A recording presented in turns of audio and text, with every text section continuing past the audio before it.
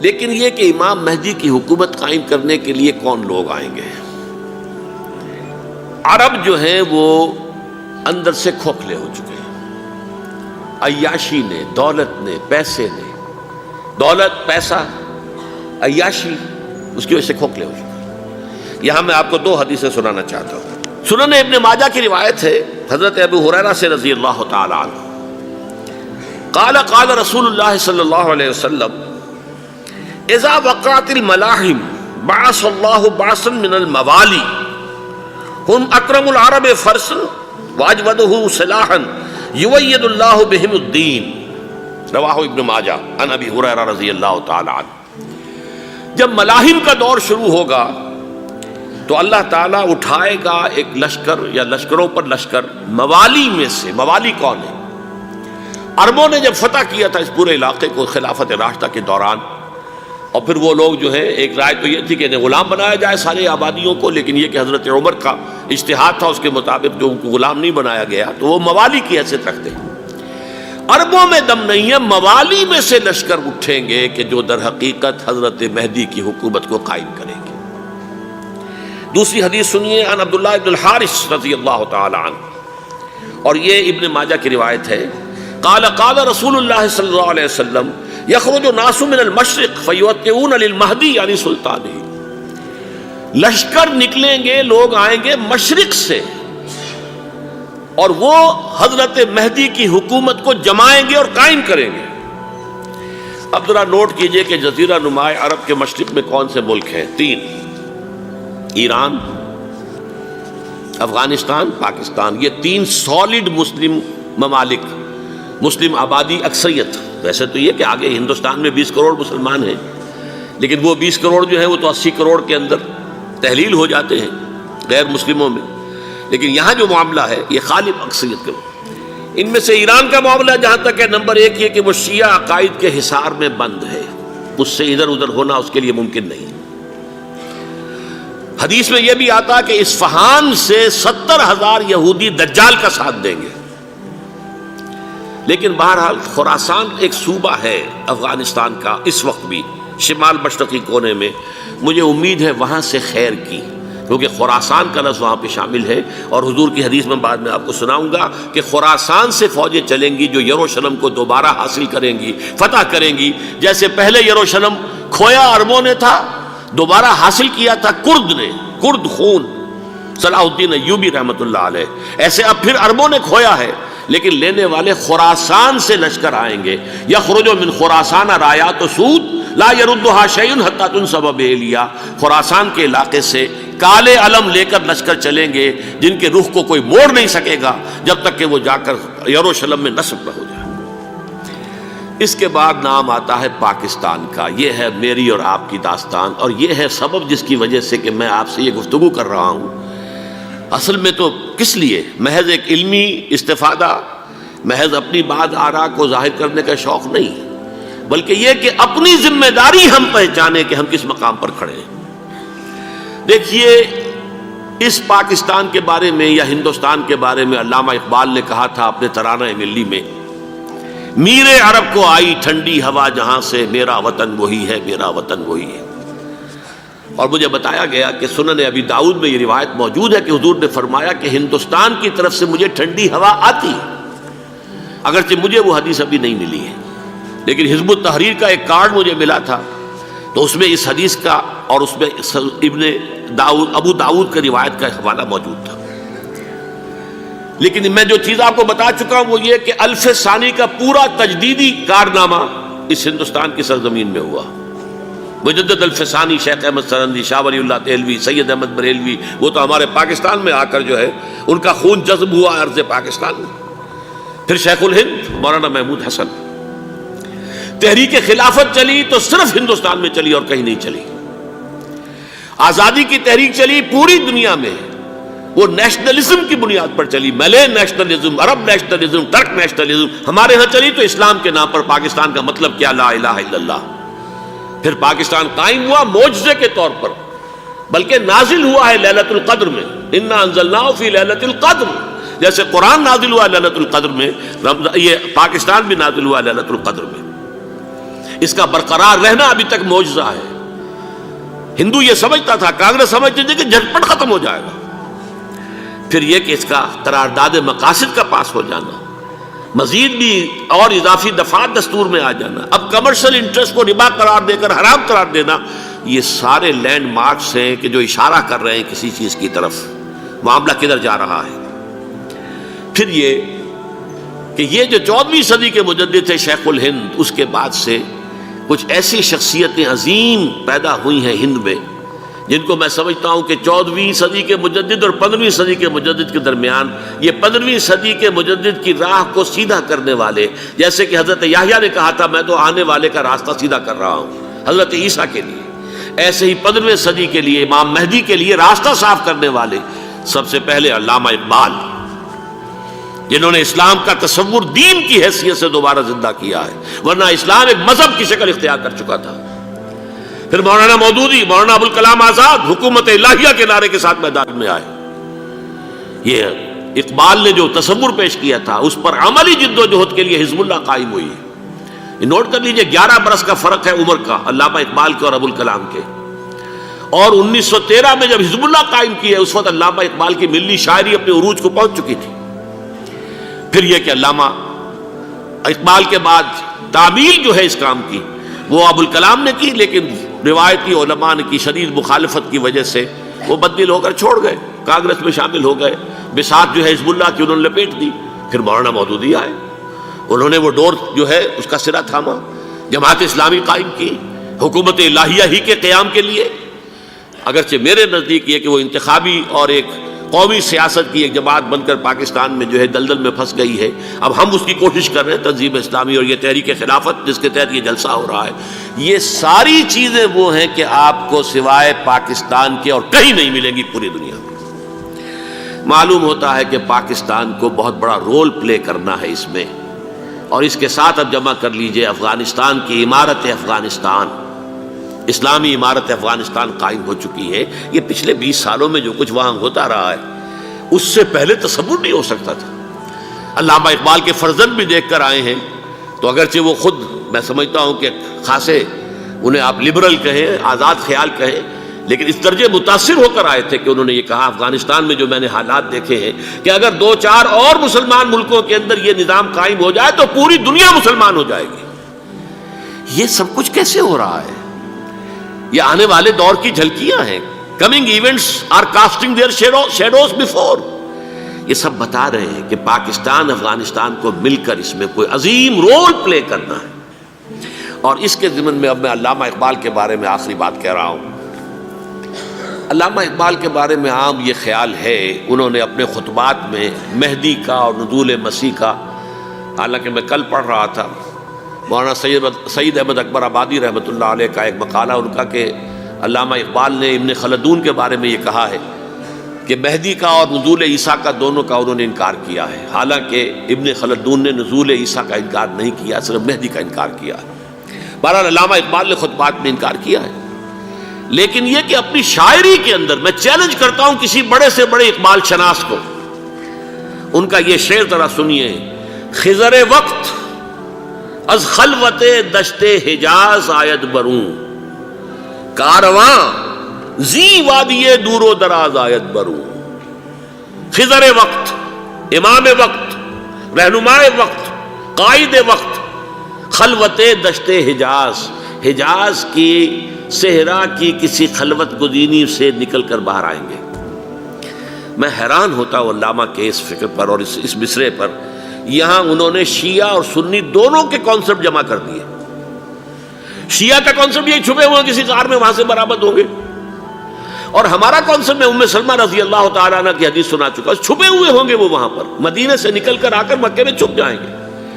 اس خانہ جنگی کی حالت میں لوگ ان کی طرف دیکھ رہے ہوں گے، سوچتے ہوں گے انہیں میدان میں آنا چاہیے، کوئی پارٹ پلے کرنا چاہیے، امت کی رہنمائی کرنی چاہیے، لیکن وہ چھپیں گے، وہ کارے ہوں گے، وہ اس ذمہ داری کو قبول نہیں کرنا چاہیں گے، جا کے چھپ جائیں گے مکے میں، وہاں سے مکے والے انہیں نکالیں گے، اور وہ کارے ہوں گے، انہیں بالکل یہ پسند نہیں ہوگا کہ یہ ذمہ داری اٹھائیں۔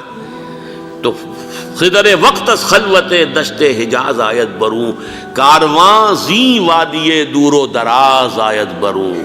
کارواں جو چلے گا ان کی مدد کے لیے اس وادی دور و دراز، اس عظیم وادی دور و دراز، یہ وادی سندھ ہے۔ وادی سندھ جو ہے ہم سمجھتے ہیں کہ صرف یہ پاکستان اور پنجاب جو ہے یہ اس میں شامل ہے، سندھ اور پنجاب نہیں، افغانستان کا پورا مشرقی علاقہ اس میں شامل ہے۔ جیسے دریائے جہلم سندھ میں جا رہا ہے، جیسے دریائے گلگت سندھ میں آ کر ملتا ہے، جیسے دریائے چناب اور راوی اور جہلم اور یہ سب جا رہے ہیں اور آ رہے ہیں، اسی طرح دریائے کابل کہاں سے آ رہا ہے، دریائے گومل کہاں سے آ رہا ہے، ٹوچی کہاں سے آ رہا ہے، یہ سارا جو ہے ڈرین جو ہو رہا ہے ایسٹرن جو ہے پارٹ آف افغانستان، یہ سب وادی ہے۔ اس وادی کے یہ دو حصے ہیں، ایک حصہ جو ہے یہ ادھر پاکستان میں ہے اور اسی وادی کا دوسرا حصہ جو ہے وہ افغانستان میں ہے۔ کارواں زی وادی دور و دراز آیت بروں، کارواں چلے گا یہاں سے، یخرج ناس من المشرق یؤتون للمہدی یعنی سلطان ہی، مشرق سے فوجیں چلیں گی کہ جو مہدی کی حکومت قائم کریں گی، اور یخرج من خراسان رایات و سود، اور خراسان سے سیاہ پرچم چلیں گے کہ جن کا رخ کوئی موڑ نہیں سکے گا، حتیٰ تنصب بیلیا، یہاں تک کہ وہ جا کر یروشلم کے اندر نصب ہو جائیں گے۔ حضرات، میں ایک میری گفتگو کا حصہ باقی تھا لیکن میں اسے چھوڑ رہا ہوں، اس لیے کہ گلوبلائزیشن جو اس کی ہوگی، جو خلافت علی منہاج النبوہ کی تجدید کامل حضرت مہدی کے ہاتھوں عرب میں ہوگی، اس سے پہلے اس کے لیے محنت، کوشش، جد و جہد پاکستان اور افغانستان میں ہو چکی ہوگی جو اسے سپورٹ کرے گی اور وہاں جا کر حکومت قائم کرے گی۔ اس کے بعد گلوبلائزیشن کا جو مرحلہ اس کا ہے وہ حضرت مہدی کے ہاتھوں نہیں ہے، وہ حضرت عیسیٰ ابن مریم ان کے نزول کے بعد ہے، جن کے نزول کے بعد دجال کا خاتمہ ہوگا اور یہودیوں کا استحصال ہوگا، مسلمانوں پر بھی بڑی تکالیف عربوں پر آئیں گی، شدائد آئیں گے، لیکن یہ وہ میں حصہ ملتوی رکھتا ہوں کسی دوسری محفل اور کسی دوسری مجلس اور نشست پر۔ اب میں آپ کو ذرا اس جو انسانوں میں سے انسان دشمنی کا جن کا سب سے بڑا رول ہے، میں ان کی 2000 سالہ تاریخ کا آپ کے سامنے نقشہ رکھنا چاہتا ہوں۔ ان 1400 سال کا تو میں نے صرف 4 آپ کو پوائنٹس بتائے، موسیٰ سے عیسیٰ تک 1400 برس علیہ الصلوۃ والسلام، 2 مرتبہ عروج، 2 مرتبہ زوال، اشیریوں کے ہاتھوں پٹوائی، بابلیوں کے ہاتھوں پٹانا، گریکس کے ہاتھوں مرمت، رومنز کے ہاتھوں مرمت۔ یہ جو 2000 سال ہے، کیونکہ اب تو ظاہر بات ہے 21ویں صدی شروع ہو گئی، 20 صدیاں حضرت مسیح کو پوری ہو گئی۔ پہلی بات نوٹ کیجئے، حضرت مسیح کی پیدائش ہے سن 1 قبل مسیح۔ یہ نقطہ آپ نے کبھی سنا ہے یا نہیں؟ جب ملینیم کا سلسلہ شروع ہوا تھا پچھلے سال تو میں نے بیان کر دیا تھا کہ ایک عجیب حساب کے اندر انہوں نے غلطی کی ہوئی ہے۔ حضرت مسیح کی پیدائش ہوئی 25 دسمبر کو، سن انہوں نے شروع کر دیا، اس کے بعد جنوری آئی تو پہلا سال شروع ہو گیا۔ اگر جنوری سے پہلا سال شروع ہوا تو یہ 6 دن جو ہے تو اس کے پچھلے سال میں تھے، لہذا کہا جائے گا کہ Jesus Christ was born 1 year before Christ, BC۔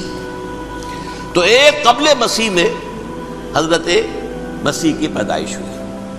یہ آخری اسرائیلی نبی اور رسول، یہودی علماء کی مخالفت، دشمنی، سولی پر چڑھوا دینا میں بیان کر چکا ہوں۔ سن 33 عیسوی میں جبکہ حضرت مسیح کی عمر 33 برس تھی، اللہ تعالیٰ نے انہیں زندہ آسمان پر اٹھا لیا، لیکن یہودیوں نے اپنے خیال کے مطابق انہیں سولی پر چڑھوا دیا، ان کی موت واقع ہو گئی۔ اگرچہ اس کے بعد یہ اختلاف ہے ان میں، یہودی کہتے ہیں وہ سولی پر چڑھ گیا، ختم ہوا، مر گیا، عیسائی کہتے ہیں نہیں، انتقال ہوا ہے مسیح کا صلیب پر، لیکن پھر وہ دوبارہ زندہ ہو گئے ہیں۔ ان کی لاش ایک غار میں رکھ دی گئی تھی، وہاں ریزریکشن ہو گیا، ان کا باعث بعد الموت وہی ہو گیا، اور پھر انہیں اللہ نے زندہ آسمان پر اٹھا لیا۔ تو ہمارے اور عیسائیوں کے درمیان نوٹ کر لیجئے، یہ چیز مشترک ہے کہ حضرت مسیح آسمان پر زندہ اٹھائے گئے۔ فرق کیا ہے؟ وہ سمجھتے ہیں کہ سولی دیے گئے، سولی پر مرے، پھر زندہ ہوئے، پھر گئے۔ ہم سمجھتے ہیں کہ نہیں، وما صلبوہ وما قتلوہ، انہوں نے نہ صلیب دے سکے انہیں اور نہ انہیں قتل کر سکے، بل رفع اللہ الیہ، اللہ نے اٹھا لیا۔ پھر ہمارا اور یہ اس کا عیسائیوں کا ایک اور اتفاق ہے، سیکنڈ کمنگ آف جیسس، حضرت مسیح دوبارہ آئیں گے، یہ عیسائیوں کا بھی عقیدہ ہے اور ہمارا بھی۔ بہرحال تو جیسا کہ میں نے عرض کیا کہ اس وقت یہ عذاب استیصال، عذاب اکبر کے مستحق ہو چکے تھے، لیکن اللہ نے ان کی مدت دراز کی ہے، لیکن ان پر دنیاوی عذاب کا ایک کوڑا جو ہے اللہ تعالیٰ کی طرف سے اسی وقت برسا۔ دنیاوی عذاب دنیا میں رہتے ہوئے ختم نہیں کیا گیا۔ 37 برس بعد، حضرت مسیح کے رفع سماوی کے 37 برس بعد، سن 70 میں یہودیوں نے بغاوت کی رومیوں کے خلاف۔ رومی ٹائٹس جنرل تھا ایک، اس نے پھر جو حملہ کیا ہے، 1,33,000 یہودی ایک دن میں قتل کیا یروشلم میں، اور ہیکل سلیمانی گرا دیا۔ وہ ہیکل پہلے بھی گرا تھا، پہلے 1400 سال کے دوران میں بھی نبوکڈنضر نے گرایا تھا، لیکن پھر اس کے 150 سال بعد انہوں نے دوبارہ بنا لیا تھا، اس لیے وہ اسے سیکنڈ ٹیمپل کہتے ہیں۔ پہلا ٹیمپل جو حضرت سلیمان نے بنایا تھا، نبوکڈنضر نے گرا دیا 587 قبل مسیح میں، پھر دوبارہ انہوں نے 150 سال کے بعد بنا لیا۔ وہ اس تاریخ کا حصہ ہے، میں نے جس کے بارے میں آپ کو تفصیل نہیں بتائی۔ اس میں یہ ہوا سن 70 میں وہ گرا دیا گیا، وہ آج تک گرا پڑا ہوا ہے۔ نمبر 2، یہ کہہ دیا گیا کہ یہودیوں اس ارض فلسطین سے نکل جاؤ، تم یہاں نہیں رہ سکتے اب۔ لہذا جس کا جہاں سینگ سمایا چلا گیا، یورپ میں چلے گئے، ایشیا میں آ گئے، عرب میں آ گئے، یہ 3 قبیلے جو رات بھی میں نے عرض کیا تھا، بنو قینقاع، بنو نذیر اور بنو قریظہ، یہ وہاں سے آ کے مدینے میں آباد ہو گئے۔ جس کا جہاں سینگ سمایا، افریقہ میں، ہندوستان میں، جہاں چلے گئے۔ ڈایاسپورا اسے کہتے ہیں، وہ آپ نوٹ کر لیجیے اس لفظ کو، ڈایاسپورا، ہمارا دور انتشار، جبکہ ہمیں ہماری اصل سرزمین تو فلسطین ہے، حضرت ابراہیم کا مسکن، حضرت اسحاق، حضرت یعقوب کا مسکن فلسطین، یہ ہے ہماری اصل جاگیر، یہ تو ہماری جدی پشتی جاگیر ہے، لیکن یہاں سے نکال دیے گئے سن 70 عیسوی میں، اور وہاں سے لے کے 1917 تک ان کا ڈایاسپورا جاری رہا۔ یہ دور انتشار ہے۔ اس دور انتشار کے اب چند حصے ہیں جس کو میں چاہتا ہوں کہ آپ علیحدہ علیحدہ سمجھ لیں۔ دور انتشار کا جو پہلا جو ہے، تقریباً 300 برس رومی حکمران تھے، وہ یہودیوں کے بھی دشمن تھے اور عیسائیوں کے بھی دشمن تھے۔ عیسائی اور یہودی ایک دوسرے کے بھی دشمن تھے، لیکن رومی سمجھتے تھے کہ یہ ایک ہی تھیلی کے چٹے بٹے ہیں۔ رومیوں کے نزدیک عیسائی بھی یہودیوں ہی کا ایک فرقہ تھے، کوئی علیحدہ مذہب تو تھا ہی نہیں۔ لہذا رومی جو ہیں، رومنز، وہ ان دونوں کو ستاتے تھے، مارتے تھے، اور یہ آپس میں لڑتے تھے۔ یہودی عیسائیوں کو مارتے تھے، عیسائی یہودیوں کو مارتے تھے۔ یہ ہے 300 برس تک کی تاریخ۔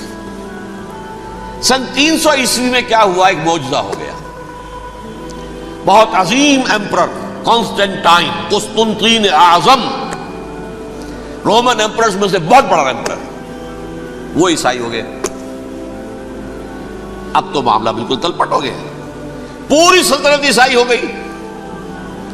اب عیسائیوں کے عیش ہو گئے اور یہودیوں پہ مار پڑنی شروع ہوئی۔ اب عیسائیوں کا آپ خود سوچئے کہ جنہیں وہ خدا بنا بیٹھے ہیں، خدا کا بیٹا قرار دے رہے ہیں، ان کے قاتل کون؟ یہودی، بدماش۔ لہذا ان کی وہ پٹائی شروع ہوئی ہے یورپ میں، پوری رومن امپائر میں، انہیں ذلیل کیا گیا، شہروں میں آمد بند، علیحدہ رہو، گھیٹوز کے اندر رہو۔ یہودی کا نام جو ہے وہ گالی بن گیا، جیسے آج بھی یہودی گالی کہتے ہیں، جیسے خنزیر کا لفظ، وہ بھی اللہ کی مخلوق ہے، لیکن آپ کو معلوم ہے کوئی شخص زبان پہ نام نہیں لانا چاہتا خنزیر کا، سور کا، ہے تو مخلوق وہ بھی ایک حیوان ہے۔ ایسے ہی یہ ہے یہودی، یہودی گالی، جیوٹ گالی۔ لہذا ایک طرف تو ان دونوں کے درمیان دشمنی، جس کو قرآن کہتا ہے وَأَغْرَيْنَا بَيْنَهُمُ الْعَدَاوَةَ وَالْبَغْضَاءَ، ہم نے ان کے مابین دشمنی جو ہے پیدا کر دی ہے۔ اور جب یہ پوری سلطنت عیسائی ہو گئی تو قافیہ تنگ ہو گیا یہودیوں کا، اب آئیے 571 عیسوی، یعنی جبکہ ڈائسپورا کو کتنا عرصہ ہو چکا تھا؟ 500 برس۔ سن 70 سے شروع ہوا نا ڈائسپورا، جب ٹائٹس نے گرایا ہے ہیکل کو اور نکال باہر کیا انہیں فلسطین سے، بھاگ جاؤ یہاں ایک یہودی بھی نہیں رہے گا، فلسطین سے نکال دیے گئے۔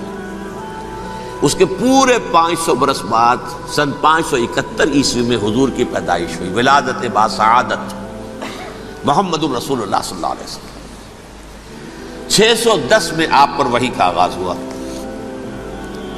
لیکن حضور کے ساتھ ان کا معاملہ کیا رہا؟ اول تو جبکہ حضور ابھی مکے ہی میں تھے، یہودیوں نے ریشہ دوانیاں شروع کر دی حضور کے خلاف۔ قریش مکہ کو سکھاتے تھے، پڑھاتے تھے، ان سے یہ پوچھو، ان سے یہ پوچھو، یہ اس طرح تنگ کرو، ان سے یہ امتحان لو، یہ آپ کے علم میں ہے۔ سورہ بنی اسرائیل میں، سورہ کہف میں وہ سوالات جو امتحانی سوالات آئے تھے، ذوالقرنین کون تھا، اصحاب کہف کون تھے، تم رسول بنے پھرتے ہو تو بتاؤ، اور یہ روح کی حقیقت کیا بتاؤ، یہ ساری ریشہ دوانیاں کر رہے تھے بیٹھے ہوئے ابھی وہیں پر، حضور ابھی پہنچے بھی نہیں۔ ہجرت فرما کر حضور تشریف لے آئے تو حضور نے، جسے ماسٹر سٹروک کہا جائے گا، یعنی اسٹیٹس مین شپ کا ماسٹر سٹروک، آپ نے مدینے میں آتے یہودیوں کے ساتھ پیکٹ کر دیا، جوائنٹ ڈیفنس پیکٹ آف مدینہ، کہ اگر مکے والے ہم پر حملہ کریں گے تو ہم مل جل کر ایک قوم کی حیثیت سے مقابلہ کریں گے۔ یہ میثاق مدینہ کہلاتا ہے، جس کے بہت غلط معنی پہنائے جا رہے ہیں آج کل۔ بہرحال میں موضوع میرا چونکہ یہ نہیں، میں ادھر نہیں جاؤں گا، لیکن ہوا کیا؟ ہر مرتبہ یہ خیانت کے مرتکب ہوئے، ان نے جو عہد کیے تھے ان سے پھرے، اندر ہی اندر سازش، ریشہ دوانی، حضور کی بدترین دشمنی۔ سورہ نساء کی آیت نمبر 12 میں 13 میں فرمایا ہے، لا تزال تطلع علی خائنۃ منہم، اے نبی ہمیشہ آپ کے علم میں ان کی طرف سے خیانتیں، بددیانتیاں آتی رہیں گی، اور بار بار وہ مسلسل جنگ کی آگ بھڑکاتے تھے، قریش کو دعوت دیتے، آؤ آؤ آؤ ہم اندر سے بغاوت کر دیں گے، تم آؤ تو صحیح، ختم کریں محمد کو اور اہل ایمان کو صلی اللہ علیہ وسلم رضی اللہ تعالی عنہم اجمعین۔ لیکن پھر جب وہ آتے تھے تو یہ دبک جاتے تھے، ان میں ہمت نہیں تھی، میدان کے مرد نہیں رہے تھے۔ یہ سورہ حشر میں ان کا نقشہ کھینچا گیا ہے، کھلے میدان میں مقابلے کی اس کے اندر صلاحیت ہی نہیں ہے، یہ تو فصیلوں کے پیچھے سے، جیسے عورتیں کہیں دیہات میں لڑائی ہوتی ہے تو مرد جو ہے گلیوں میں لڑتے ہیں، عورتیں اوپر سے پتھر پھینکتی ہیں، بس وہ کام یہ کر سکتے تھے، من ورائے جدر، فصیلوں کے پیچھے سے، جنگ میں میدان میں نہیں آ سکتے۔ بہرحال قرآن مجید میں ہے یہ، سورہ مائدہ کی آیت نمبر 64، کلما اوقدوا نارا للحرب اطفاها اللہ، اکثر و بیشتر مواقع پر تو یہ جب آگ بھڑکاتے تھے جنگ کی، اللہ اسے بجھا دیتا تھا۔ لیکن بہرحال اس کے باوجود جنگیں ہوئی، غزوہ بدر، غزوہ احد ہوئی کہ نہیں؟ یہ ساری اصل شرارت ہوئی، اور اس کے نتیجے میں حضور نے پھر ایک ایک کر کے 3 قبیلوں کو سزا دی۔ غزوہ بدر کے فوراً بعد بنو قینقاع نکالے گئے مدینے سے، غزوہ احد کے فوراً بعد بنو نذیر نکالے گئے، اور غزوہ احزاب کے بعد بنو قریظہ نکال دیے گئے۔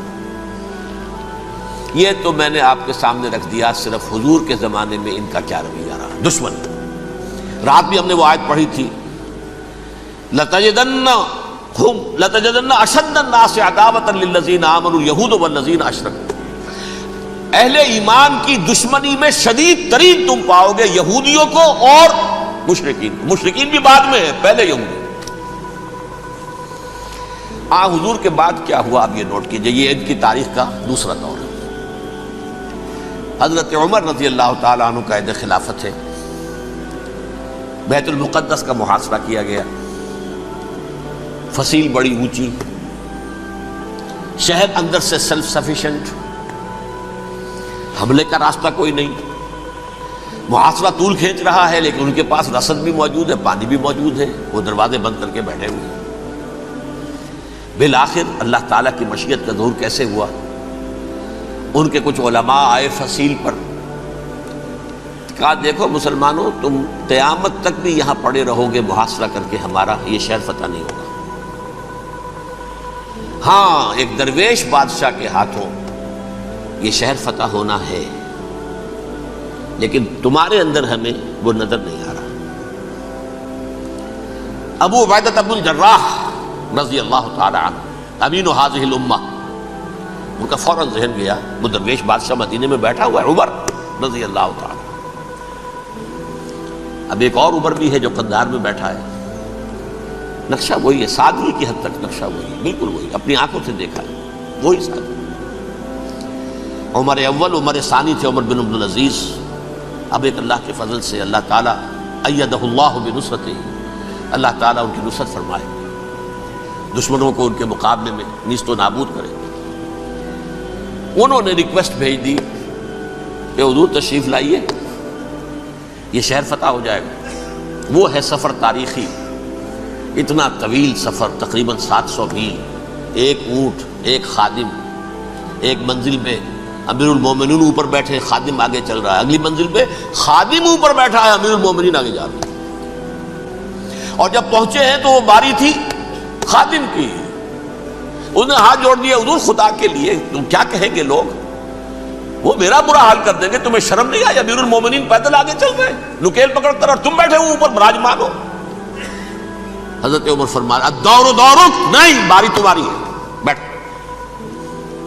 اس حال میں پہنچے ہیں، اور پھر یہ کہ ابو عبیدہ بن الجراح آئے ہیں، استقبال کیا ہے تو دیکھا ہے اس حال میں چلے آ رہے ہیں، عمر نکیل پکڑے ہوئے چلے آ رہے ہیں، اور کہتے ہیں کہ کہیں کیچڑ ویچڑ تھا، جوتے خراب ہو گئے تھے، وہ بھی اتار کے ہاتھ میں پکڑے ہوئے، کپڑے تو تھے ہی پھٹے ہوئے۔ انہوں نے کہا بھی حضرت ابو عبیدہ نے، دیکھیے یہ بڑا متمدن ملک ہے، بڑا مہذب علاقہ ہے یہ، آپ ذرا حلیہ اپنا دوست فرما لیں تب جا کے پیش ہم آپ کو کریں گے۔ آپ نے فرمایا نحن قوم اعزنا اللہ بالاسلام، ہم وہ قوم ہیں جنہیں اللہ نے عزت دی ہے اسلام کے ذریعے سے، کپڑوں کے ذریعے سے نہیں، دولت کے ذریعے سے نہیں۔ اسی حال میں گئے ہیں، اوپر سے انہوں نے کھڑے ہو کر نشانیاں دیکھی ہیں، اپنی کتابیں کھولی، ہاں یہ وہی ہے، اچھا لو جی سرنڈر، شہر تمہارے ہاتھ میں۔ خون کا ایک قطرہ نہیں بہا اور بیت المقدس فتح ہو گیا۔ لیکن اس وقت حضرت عمر نے ایک نرمی یہ کی کہ یہودیوں کے لیے بھی اسے اوپن سٹی قرار دے دیا۔ یہ احسان عظیم حضرت عمر کا، اس سے پہلے یہودی آ ہی نہیں سکتا تھا، داخل ہی نہیں ہو سکتا تھا، وہاں وہ آ کر وزٹ نہیں کر سکتا تھا، زیارت نہیں کر سکتا تھا اپنے مقدس مقامات کی۔ حضرت عمر نے یوں سمجھیے کہ تقریباً 550 برس کے بعد ان کے لیے راستہ کھولا ہے کہ ہاں تم آ سکتے ہو، زیارت کر سکتے ہو۔ لیکن یہ عیسائیوں نے لکھوایا معاہدے کے اندر، انہیں یہاں آپ آباد ہونے کی اجازت نہیں دیں گے، لیکن کم وزٹ دی پلیسز، دیکھیں زیارتیں کریں اور جائیں۔ یہ معاہدہ حضرت عمر کا ہے رضی اللہ تعالیٰ، جو پھر خلافت راشدہ کے بعد بنو امیہ نے بھی اس کو آنر کیا، بنو عباس نے کیا، پھر جو ہمارے یہ ترکوں میں اندر خلافت آئی تو ترک خلفاء نے بھی اس معاہدے کی پوری پابندی کی۔ فلسطین میں آ سکتے ہیں یہودی صرف زائرین کی حیثیت سے، وہاں آباد نہیں ہو سکتے۔ اب آئیے اگلا دور آیا حضرت عثمان کا دور خلافت۔ یہ ہے وہ وقت کہ اب یہود نے امت مسلمہ کی پیٹھ میں چھرا کھولا۔ وہ کیسے؟ ایک یہودی عبداللہ ابن سبا اسلام کا لبادہ اوڑھ کر آ گیا، معاشرے کا جائزہ لے لیا، ان میں بنو ہاشم اور بنو امیہ میں جو پرانی کشاکش تھی اس کے کچھ نہ کچھ جراثیم باقی ہیں، اگر ان کو ذرا بھڑکا دے تو مسلمانوں میں انتشار پیدا ہو جائے۔ کہا یہ عثمان کون ہے؟ یہ تو بنو امیہ میں سے ہے، یہ حق تو بنو ہاشم کا ہے، خلافت ان کے پاس ہونی چاہیے، محمد کے تو رشتہ دار وہ ہے صلی اللہ علیہ وسلم۔ عوام الناس کے اندر بات پھیلنی شروع ہوئی، پھر ایک بڑی سازش کے انداز میں حضرت عثمان کے خلاف پروپیگنڈا، حضرت عثمان کے جو عاملین تھے، گورنر تھے، ان کے خلاف پروپیگنڈا، اور ایسی ہوشیاری کرتے تھے کہ کوفے میں کوفے کے حاکم کے خلاف کچھ نہیں کہنا، اجی مصر میں یہ ہو رہا ہے، اجی شام میں یہ ہو رہا ہے، اجی یہ جو عثمان ہے وہ یہ کر رہا ہے، یہ ظلم ہو رہا ہے، یہ لوٹ مار ہو رہی ہے، یہ خیانتیں ہو رہی ہیں۔ اب نہ تو اس زمانے میں مینز آف کمیونیکیشن، کیسے تصدیق کریں؟ افواہیں تو آپ آج کراچی کے اندر شروع ہو جائے تو پتہ نہیں چل سکتا کسی کو کہ کیا اس میں صداقت ہے کیا جھوٹ ہے. اور بری بات جو ہے فطرت انسانی کی کمزوری ہے وہ فوراً قبول کرتا ہے. کسی کے بارے میں اچھی بات ماننے کو تیار نہیں ہوتا لیکن بری بات تو فوراً تیار ہے. بہرحال یہ فتنہ انہوں نے اٹھایا، حضرت علی کی الوہیت کا فتنہ اٹھایا، حضرت عثمان کے خلاف الفتنۃ الکبریٰ برپا کیا. حضرت عثمان شہید ہوئے. اس کے بعد 5 برس تک مسلمان ایک دوسرے کی گردنیں کاٹتے رہے، باہمی خانہ جنگی ہوئی. امت کو وہ زخم لگایا ہے جو آج تک جس سے خون رس رہا ہے. یہ شیعان عثمان اور شیعان علی تھے جو بعد میں پھر سنی اور شیعہ ہو اور آج تک ہے. فتنہ کس نے جگایا؟ ایک عبداللہ ابن سبا یہودی اور اس کے کارندے، شیطان کا ایجنٹ، اور انسانوں میں سے بھی اس کے جو بھی حواریین تھے اور شیطانوں کے اندر سے بھی تھے، انہوں نے بھی اس آگ کو بھڑکایا. یہ آپ سوچ لیجئے کہ یہ کس نے وہ زخم لگایا؟ یہودی. اگلا دور آیا، خلافت راشدہ ختم ہوئی، بنو امیہ کا بھی دور کافی گزر گیا. طارق ابن زیاد 712 عیسوی میں حملہ کرتے ہیں اسپین پر. اسپین اس وقت عیسائیت کا بہت بڑا گڑھ، بڑے کٹر ترین عیسائی جو ہے وہ اسپین میں تھے. لہذا یہودیوں کی وہاں بہت پٹائی ہوتی تھی، یہ میں بتا چکا ہوں. دشمنی تھی ان کی تو چلی آ رہی تھی عیسائیوں کے ہاتھوں یہودیوں کی. وہ تو سن 300 عیسوی سے ایمپرر کانسٹنٹائن کے بعد سے شروع ہو گئی تھی. اس حوالے سے یہودیوں نے اس وقت چالاکی یہ برتی، کچھ راستے واسطے بتائے، کچھ مدد کی طارق ابن زیاد کی. طارق ابن زیاد نے انہیں اپنا محسن سمجھا. ہسپانیہ فتح ہو گیا تو یہودی چونکہ محسنین کی فہرست میں آ چکے تھے، انہیں بہت اقتدار نصیب ہوا. بڑی سپورٹ مسلمانوں نے دی. ان کے بڑے بڑے علماء جو ہیں اسی دور کے اندر پیدا ہوئے، بڑے بڑے تھنکرز ان کے اسی دور میں پیدا ہوئے. بن گوریون جو کہ ایک وزیر اعظم تھا اسرائیل کا، اس نے یہ لکھا ہے اپنی کتاب میں، Muslim Spain was the golden era of our diaspora. وہ ڈائسپورا جو 70 عیسوی سے شروع ہوا تھا اور 1917 عیسوی تک جاری رہا ہے، اس میں سے گولڈن ایرا ہمارا جو تھا وہ مسلم اسپین تھا. ہسپانیہ میں بیٹھ کر ہم نے عیش کیے. لیکن وہاں سے انہوں نے اور جو کچھ کیا، یہ تو داستان کے تو بہت سے گوشے ہیں، لیکن میں جس اسٹریٹ لائن میں چل رہا ہوں اس کے اعتبار سے ایک بات سمجھ لیجیے. وہاں بیٹھ کر انہوں نے اب عیسائیت کی پیٹھ میں چھرا گھونپا، پروٹیسٹنٹ مذہب پیدا کیا، تقسیم کر دیا. جیسے شیعہ سنی کی تقسیم، عبداللہ ابن سبا، رومن کیتھولک اور پروٹیسٹنٹ کی تقسیم، یہودی علماء. ہوتا کیا تھا؟ ہسپانیہ کی یونیورسٹیاں ہیں، کارڈووا میں ہے، ٹولیڈو میں ہے، گریناڈا میں ہے، غرناطہ، قرطبہ، تولیتلا، اور وہاں آتے تھے لوگ. فرانس سے چلے آ رہے ہیں نوجوان پڑھنے کے لیے، جرمنی سے چلے آ رہے ہیں، اٹلی سے چلے آ رہے ہیں. 3 ہی ملک قریب ترین پڑھتے ہیں سینٹرل جو یورپ کے ہیں. یہاں پر جو ہے وہ اسلام جو نور پھیلا رہا تھا اس سے بھی مستفیض ہوئے. جہالت کے جو ہے پردے ان کے وہ چھٹے. اس کے ساتھ ہی وہ یہودی وہاں ان کے اندر جو جراثیم داخل کر رہے تھے وہ اس عیسائیت کے خلاف بغاوت تھی جو اس وقت دنیا میں عیسائیت اس وقت تھی. پوپ کا راج تھا دنیا میں اس وقت. یورپ میں جو عیسائیت تھی اس میں ایک طرف بادشاہ تھے، لیکن بادشاہوں کی حیثیت وہاں پر یوں سمجھ لیجئے کٹ پتلیوں کی تھی. اصل قوت پوپ کے ہاتھ میں تھی.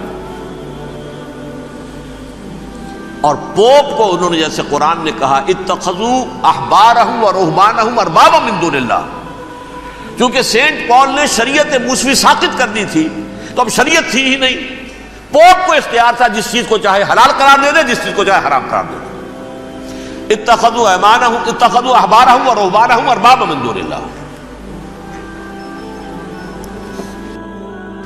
انہوں نے کہا صاحب یہ پوپ کس بلا کا نام ہے، یہ بھی انسان ہے.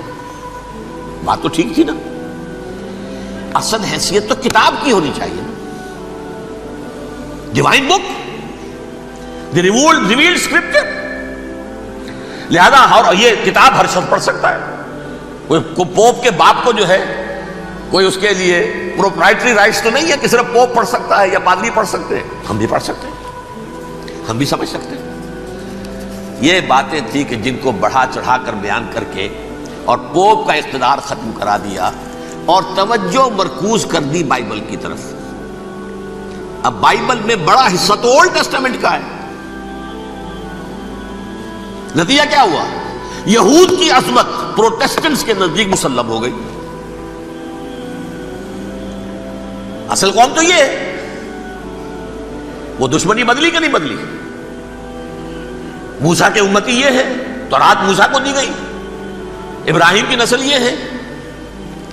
لہذا وہ جو دشمنی تھی، جو عداوت تھی کہ ہمارے خدا کو سوری چڑھانے والے ہیں یہ بدماش، اس کا ازالہ ہوا.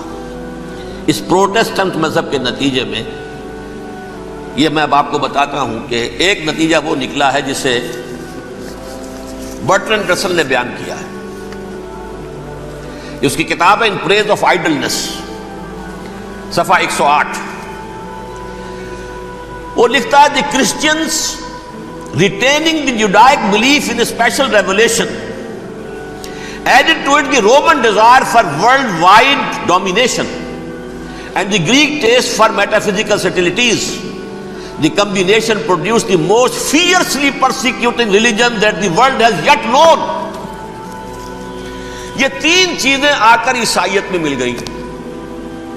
ایک تو جب یہ اولڈ ٹیسٹامنٹ جو ہے وہ ان کے ہاتھ میں آ گئی، اور اس کے میں کچھ آپ کو بتا دیتا ہوں کہ اولڈ ٹیسٹامنٹ کی تعلیمات، کیونکہ یہ اولڈ ٹیسٹامنٹ جو ہے یہ محرف تھی. اصل تورات تو گم ہو گئی تھی 587 قبل مسیح میں، جب پہلی مرتبہ ہیکل جو ہے تباہ ہوا ہے، اس وقت ختم ہو گئی تھی. اس کے کوئی 150 سال کے بعد انہوں نے یادداشتوں سے مرتب کر کے لکھی ہے. اب اس میں ان کے اپنے خیالات، اپنے امانی، اپنی توجیحات وہ شامل ہو گئی. لہذا میں آپ کو حوالے دیتا ہوں اس کتاب کے اندر مظالم کی جو تعلیم دی گئی ہے. اہل کتاب نے اپنے مظالم قتل عام کے جواز کے لیے تورات میں تبدیلیاں کی اور پیغمبروں پر دہشت ناکی اور بدترین حرام کاری کے الزامات لگائے. سنیے، پہلا حوالہ ہے یہ گنتی باب 31 آیات 17-18. اس لیے ان بچوں میں جتنے لڑکے ہیں سب کو مار ڈالو، اور جتنی عورتیں مرد کا منہ دیکھ چکی ہیں ان کو بھی قتل کر ڈالو، لیکن ان لڑکیوں کو جو مرد سے واقف نہیں اور اچھوتی ہیں اپنے لیے زندہ رکھو. یہ کسی اللہ کی کتاب کا یہ جملہ ہو سکتا ہے؟ کسی ریویل بک کا؟ اور سنیے، یہ ہے استثناء ڈیٹرانومی باب 20 آیت 16-18. پر ان قوموں کے شہروں میں جن کو خداوند تیرا خدا میراث کے طور پر تجھ کو دیتا ہے، کسی ذی نفس کو جیتا نہ بچا رکھنا. جیسا خداوند تیرے خدا نے تجھ کو حکم دیا بالکل نیست کر دینا. مرد، عورتیں، بچے، بوڑھے سب ختم. یہ کتاب مقدس ہے. اور سنیے، سیموئیل باب 27 آیت نمبر 9. اور داؤد نے اس سرزمین کو تباہ کر ڈالا اور عورت مرد کسی کو جیتا نہ چھوڑا. نمبر 4، ان سب آباد شہروں کو ماں، عورتوں اور بچوں کے بالکل نابود کر ڈالا. کتاب استثناء باب 3 آیت 6. یہ ہے جو کہہ رہا ہے برٹرینڈ رسل. کرسچینٹی میں آ کر یہ تین چیزیں شامل ہو گئی. ایک تو یہ باربیرین یہ تعلیم جو ہے، اور یہ مذہب کے نام پہ تعلیم، یہ کتاب مقدس کی تعلیم. نمبر 2، رومنز کے اندر جو ایک تمنا تھی ورلڈ ڈومینیشن کی، وہ عیسائیت کے اندر آ گئی. اس لیے کہ پوری رومن امپائر جو ہے عیسائی ہو گئی. اسے وراثت کے اندر ورلڈ ڈومینیشن کی جو ایک تمنا تھی وہ مل گئی. اور پھر یہ کہ انہوں نے جو توہمات تھے یونانیوں کے، ان کو بھی اپنے ہاں مختلف شکلوں کے اندر جمع کر لیا. ان تین چیزوں کا the combination produced the most fiercely persecuting religion that the world has yet known. اس کے نتیجے میں دنیا میں تاریخ انسانیت کے اندر جو بدترین خوخار ترین مذہب ہو سکتا ہے وہ شکل عیسائیت نے اختیار کی. اور اس کا مظہر عتم کیا تھا نوٹ کیجئے، صلیبی جنگیں. ایک بات ٹائم ٹیبل کے اعتبار سے نوٹ کر لیجئے گا. فرسٹ ملینیم ختم ہوا، سیکنڈ شروع ہوا. ان کے 1000 سال ختم ہوئے تو 11ویں صدی میں سیکنڈ ملینیم شروع ہوا، تو پہلی صلیبی جنگیں ہوئی. لاکھوں مسلمان قتل کیے گئے.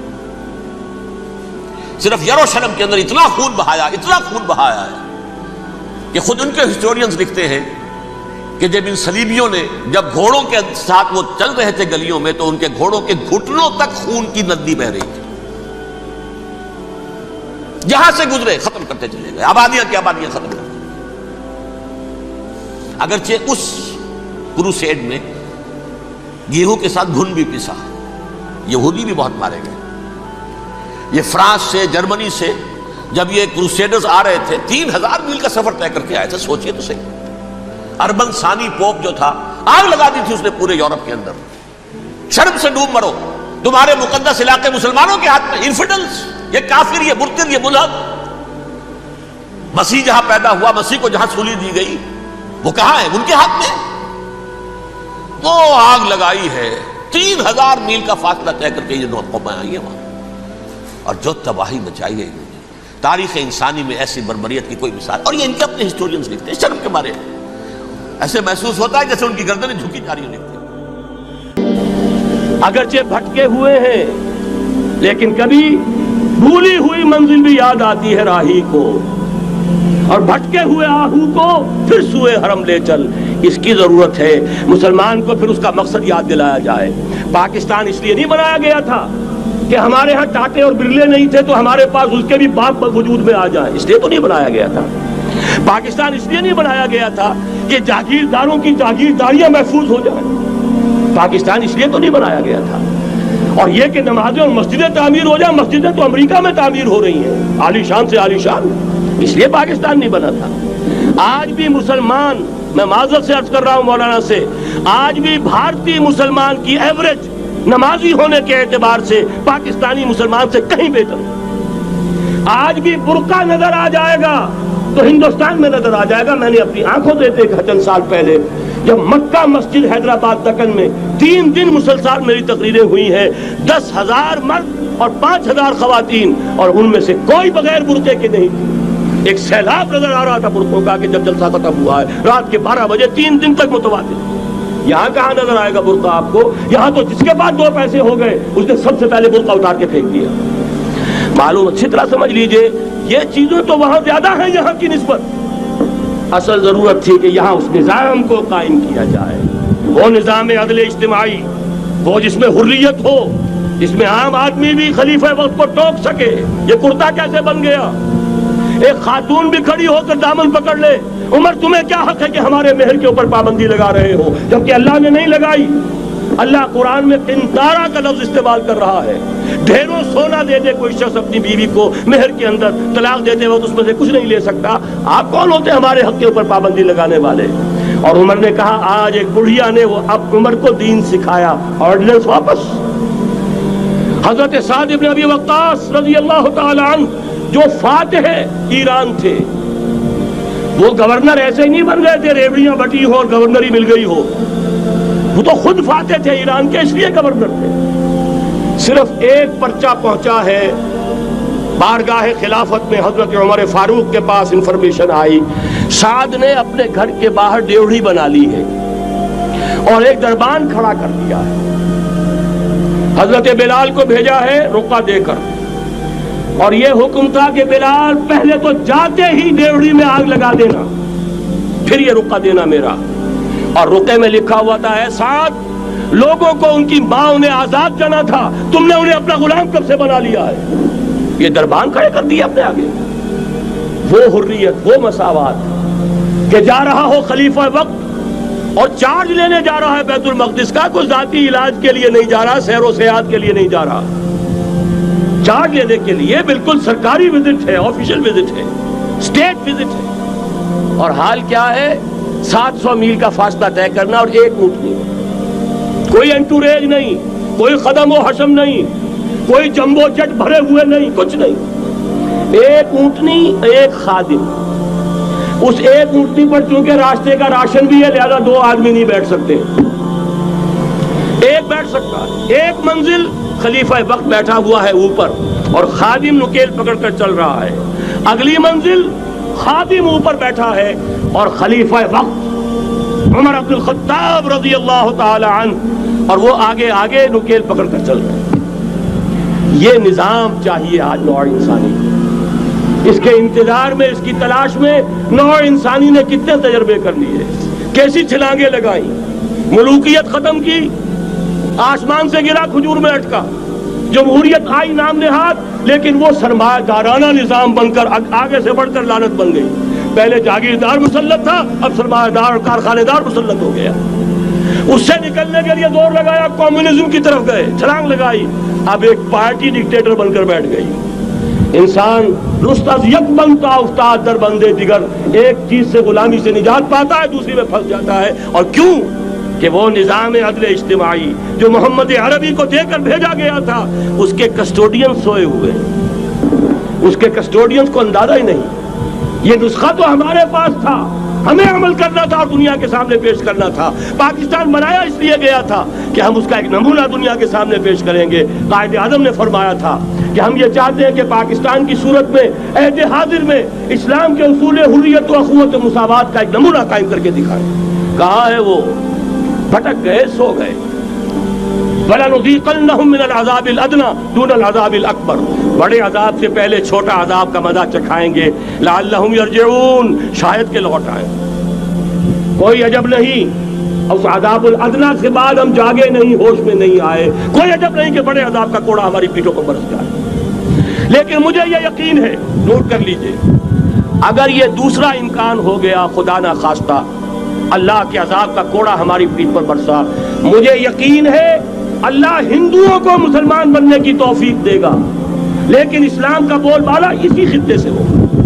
تاریخ میں یہ ہو چکا ہے آیا فتنہ تاتار کے افسانے سے، پاسباں مل گئے کعبے کو صنم خانے سے۔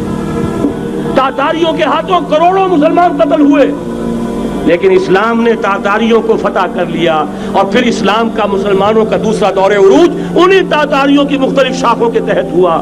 وہ تاتاری ہی تو تھے، وہ سارے ہورس، ٹرکش ہورس، ترکان تیموری، ترکان سبوی، ترکان سلجوقی، ترکان عثمانی، وہی تو سٹاک تو وہی ہے آیا فتنہ تاتار کے افسانے سے، پاسباں مل گئے کعبے کو صنم خانے سے، اس لیے کہ حضور نے فرمایا مشرق سے ہوگا، جہاں سے فوجیں چلیں گی، تو کوئی عجب نہیں۔ بہرحال یہ دو امکانات ہیں، لیکن اس کا فیصلہ تیرے ہاتھوں میں ہے، دل یا بدن، سیدھی سیدھی بات۔ اگر تو اب بھی ہم ٹھیک ہو جائیں، جاگ جائیں، ہوش میں آ جائیں، قوم یونس کی طرح توبہ کر لیں، تو بغیر عذاب کے کوڑے کے رحمت خداوندی ہم پر سایہ کرے گی۔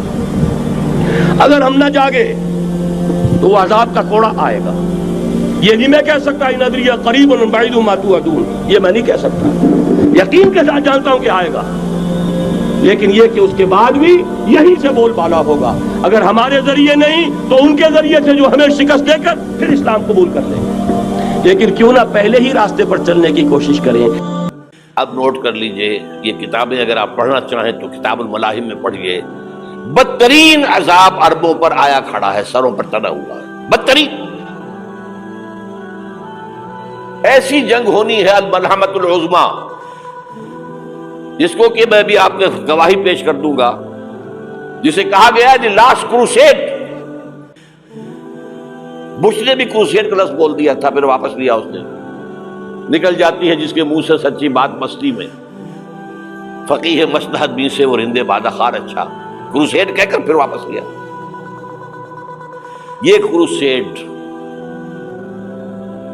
اس کے اوپر جس قدر نقصان ہونا ہے عربوں کا، گریٹر اسرائیل بنے گا، یہ عراق، شام، اردن، سعودی عرب کا کچھ شمالی علاقہ، ترکی کا جنوبی علاقہ، مصر کا صحرائے سینا، اور اس کے ساتھ ہی جو بہترین اس کا زرخیز ترین علاقہ ڈیلٹا آف نائل، یہ سب یہودیوں کے قبضے میں جائیں گے۔ اس کو حدیث میں کہا گیا الملحمۃ العظمیٰ۔ عیسائی 80 علم لے کر اے مسلمانوں تم پر حملہ آور ہوں گے، اور ہر علم کے نیچے 12,000 فوج ہوگی، 9.5 لاکھ فوج۔ یہ نیٹو کی تیاری کس کے لیے ہو رہی ہے؟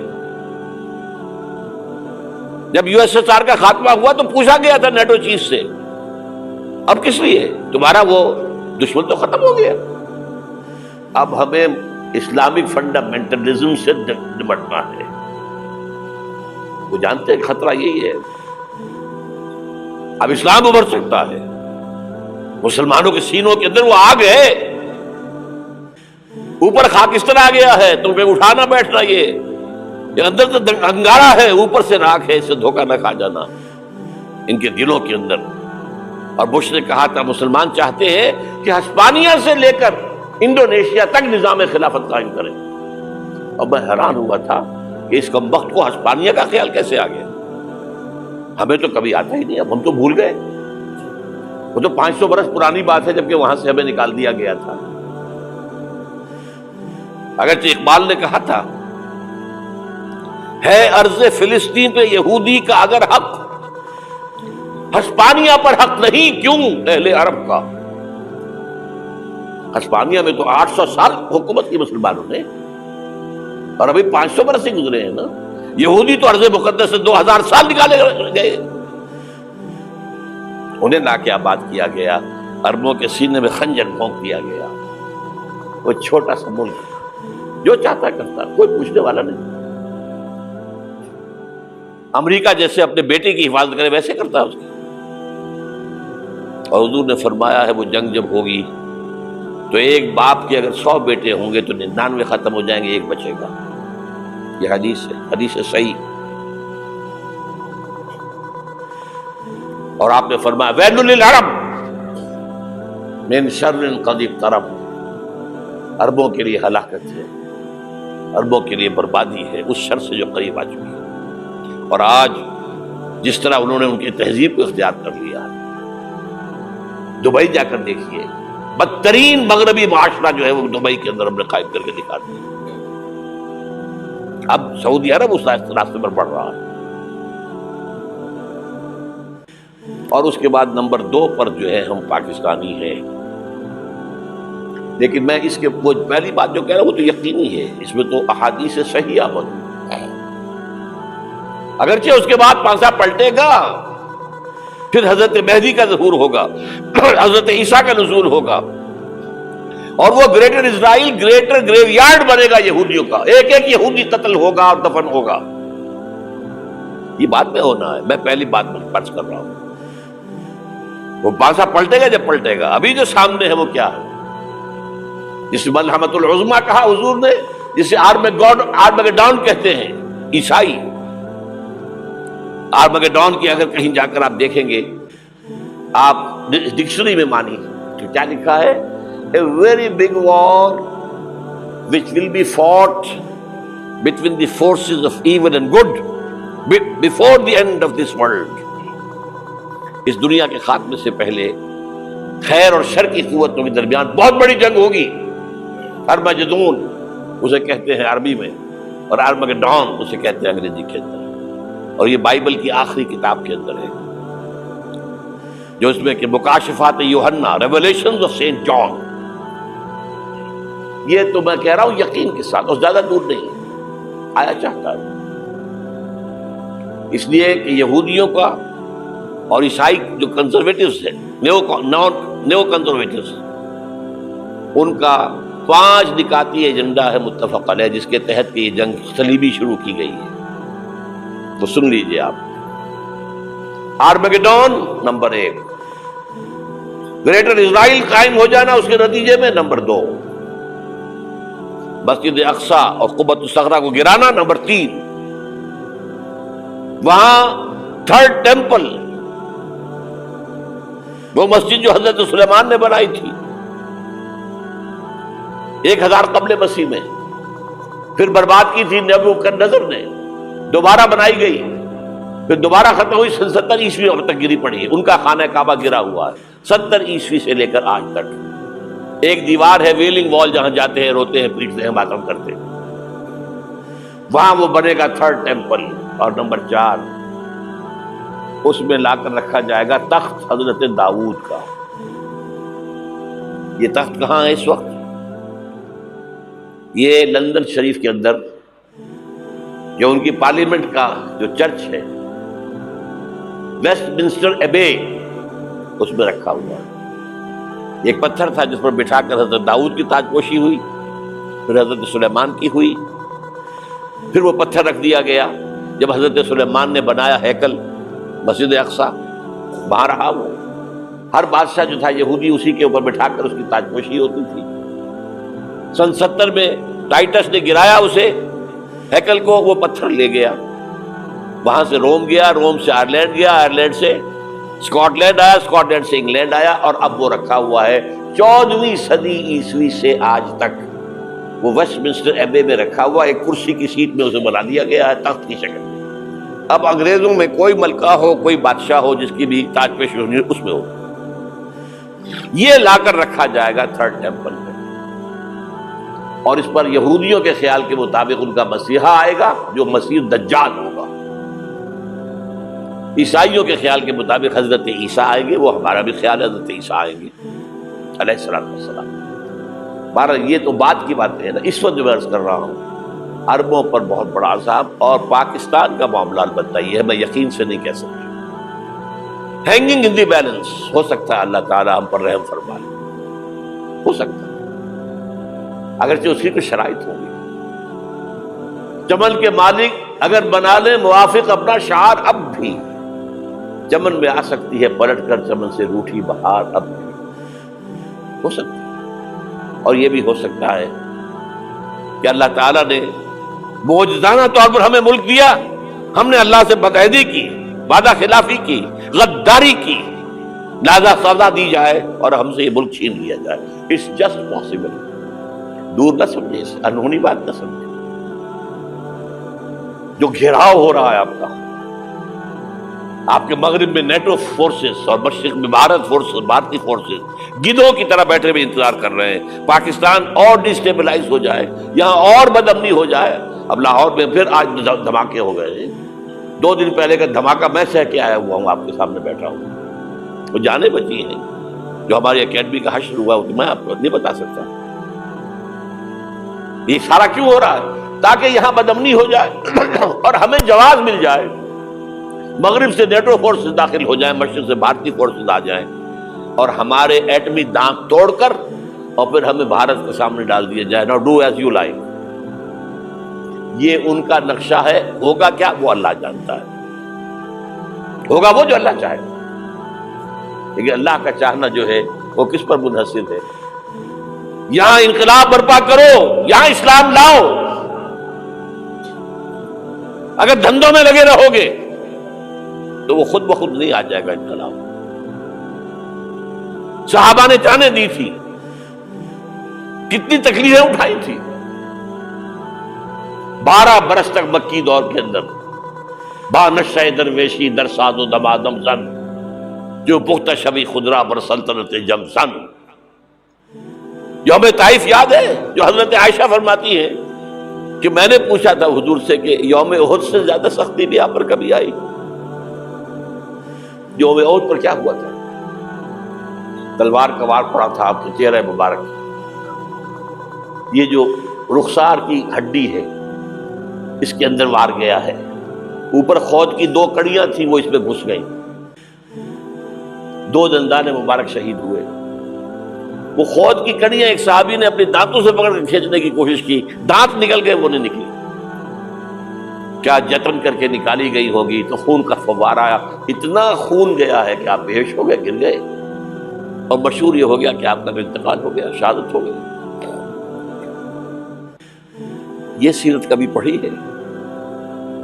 حضرت عائشہ کے ہوش کا تو یہی دور تھا نا، یوم طائف میں جو کیا تھی، بچی تھی، انہیں کیا پتا کیا ہو رہا ہے حضور کے ساتھ۔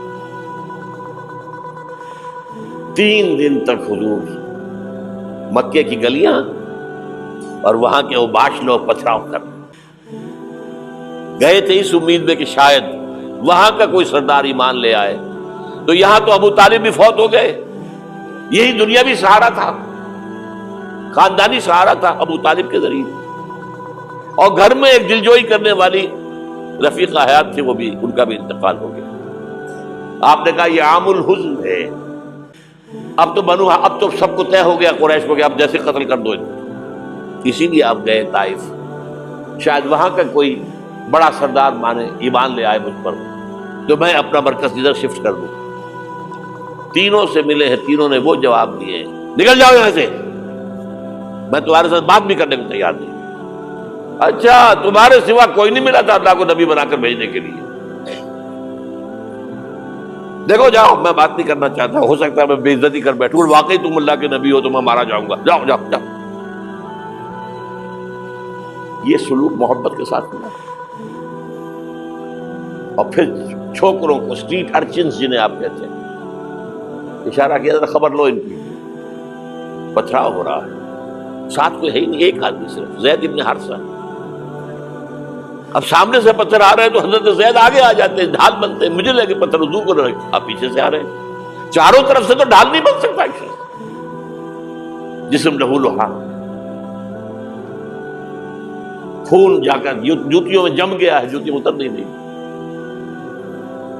پھر وہاں سے واپسی پہلے دعا مانگی ہے،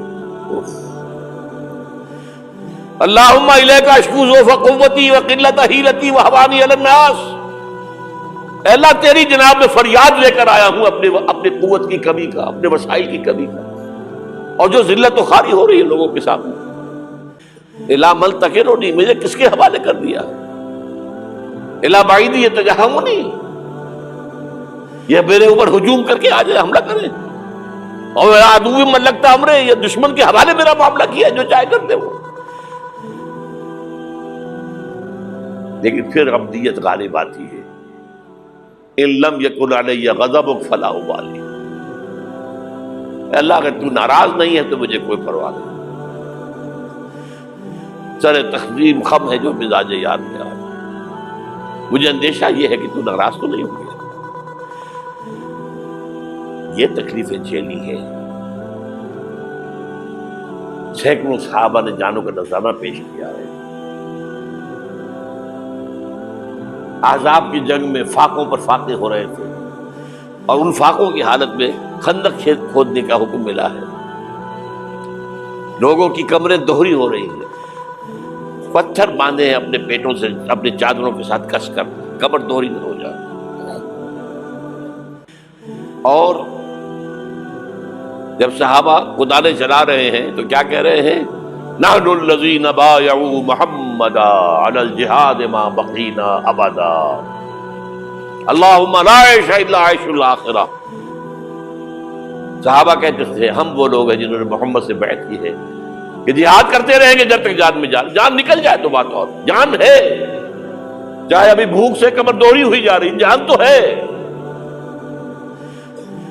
اور ایک دفعہ کہتے تھے اللہم لا عیش الا عیش الاخرہ، اللہ عیش، زندگی تو آخرت کی زندگی ہے۔ اور حضور فرماتے تھے، حضور کے بیٹھے ہوئے نہیں تھے گاؤں تکیہ لگا کر، پتھر اٹھا اٹھا کر خندق میں سے لے جا کر باہر پھینک رہے تھے۔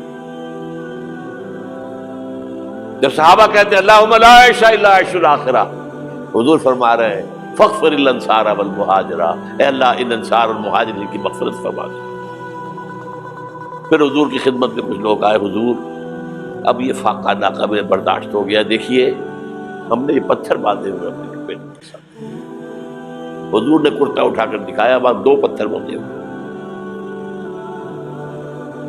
یہ ہے سیرت النبی۔ آپ کس چیز کو سیرت النبی سمجھتے ہیں؟ بہرحال اس موضوع پر میری ایک کتاب ہے منہج انقلاب نبوی، کہ انقلاب کیسے آیا تھا۔ اگر دل میں ذرا بھی آرزو پیدا ہو گئی ہو کہ اللہ قبول کر لے مجھے بھی، مجھے قبول کر لے اس کام کے لیے، تو وہ کتاب آپ کے لیے مسٹ ہے، اس کا پڑھنا۔